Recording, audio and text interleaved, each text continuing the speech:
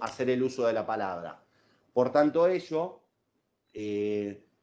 la diputada nacional Karina Banfi, no sé si está por ahí, buen día. Le pedimos al equipo técnico, por favor, que habilite a la diputada Banfi. Buen día, diputada, ¿cómo está? Buen día, ¿cómo estás? Bien. Estamos ahí, todavía no la podemos observar, si la podemos escuchar. Muchas gracias por acompañarnos en esta mañana. Bueno, voy a dar comienzo, así acomodamos bien el tiempo. Bueno, Sí, no hay problema. primero y principal, Buen día. ¿Me escuchan? Damos inicio a su... Sí, nos falta un poquito de volumen, diputada, un segundito, le pedimos 1000 disculpas. No, pero es un problema, ya está. En la sala la escuchamos muy bajito. Buen día, diputada. Buen día, ¿y me escuchan? Perfecto. Bien, bueno, comienzo. Primero agradecerles la oportunidad a toda la ciudadanía de poder cumplir con este artículo de la Ley de Acceso a la Información Pública que prevé las audiencias, y quiero sí llamar la atención que sería muy importante que se den en un marco de televisación en vivo y simultáneo, porque eso también afecta y obstaculiza el acceso a la información. Si realmente el resto de la ciudadanía tiene que observar estas audiencias de manera diferida, no es lo mismo.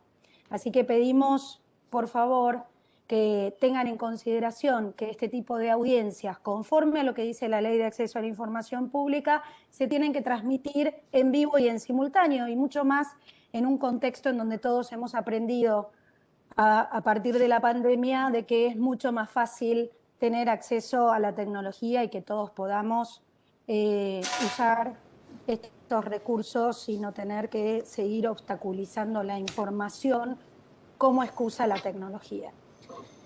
El acceso a la información es un derecho humano, y es un derecho humano autónomo, reconocido por la Corte Interamericana de Derechos Humanos en el caso Clau Reyes versus Chile en el año 2006. Por lo tanto, estamos frente a un derecho que no es un mero proceso administrativo. Poco tiene que ver con toda la experiencia que tiene el Estado al momento de hablar de cuáles son las gestiones administrativas que tiene que realizar, más propia del derecho de petición. Nosotros desde el Congreso tenemos los pedidos de informe a través de la Constitución, pero acá estamos frente a un derecho que tiene características muy propias, que justamente lo que hacen es validar la relación que tiene el Estado con la información. Quiero decir con esto, el Estado y el cambio de paradigma que se da en el año 2006 es que el Estado solamente tutela la información que le pertenece a los ciudadanos. Por lo tanto, son los ciudadanos aquellos propietarios de toda la productividad informativa que procede y que genera el Estado.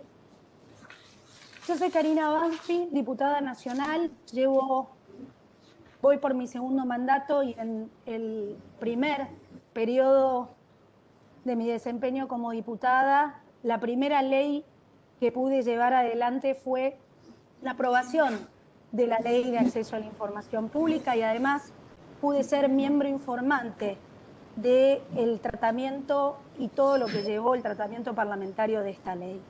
12 años tuvo Argentina que pelear por una ley de acceso a la información pública. 5 fallos de la Corte Suprema de Justicia de la Nación. Pasó por una ley modelo de la Organización de los Estados Americanos para generar las directrices y los principios en los cuales se tenían que apoyar justamente todos los marcos normativos de los países signatarios para poder llevar adelante el ejercicio y la aplicación correcta de esta ley. 27 proyectos parlamentarios durante 12 años hubo en el Congreso de la Nación. Hubo una media sanción que perdió estado parlamentario en diputados, una media sanción del Senado, y luego una media sanción de la Cámara de Diputados, que perdió estado parlamentario en el Senado.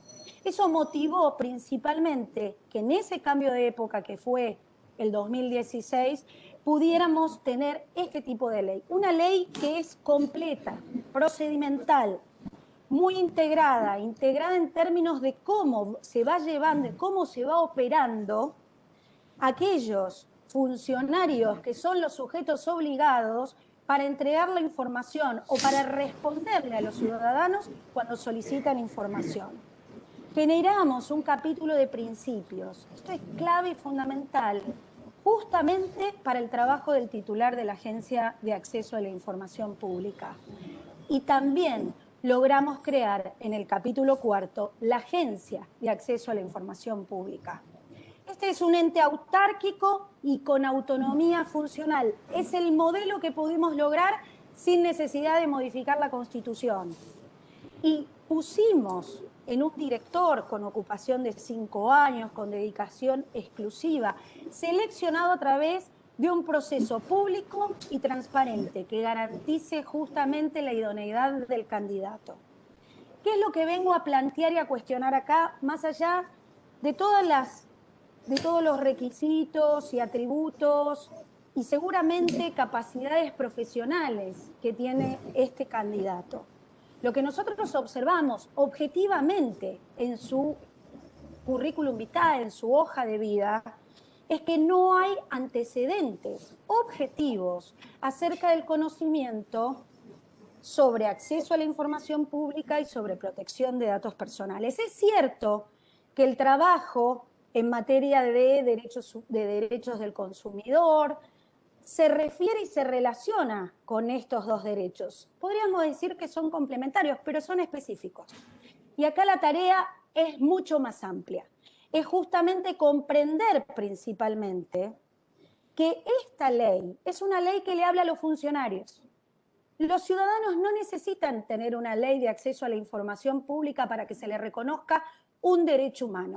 Tampoco tiene que estar mencionado en la Constitución, toda vez que nosotros somos país signatario del Sistema Interamericano de Derechos Humanos, que también, al tener jerarquía constitucional, todos los tratados internacionales, le da incluso mucha más potestad a cualquier ciudadano de pedir información sin necesidad de tener una ley. Pero lo que sí era importante es justamente hacer entender, proponerle a los funcionarios públicos este cambio de paradigma, que no tiene que ver con el derecho administrativo, pero que tiene que ver con los derechos humanos y con la implementación y el ejercicio y la obligación del Estado de no hacer con respecto al ejercicio de los ciudadanos sobre los derechos humanos. Los antecedentes. Vuelvo a este punto que estamos objetando hoy. Acreditar la idoneidad tiene que ver principalmente con tener antecedentes objetivos con respecto al tratamiento de estos dos derechos. Y también quiero agregar algo, la falta de imparcialidad. ¿Por qué decimos esto?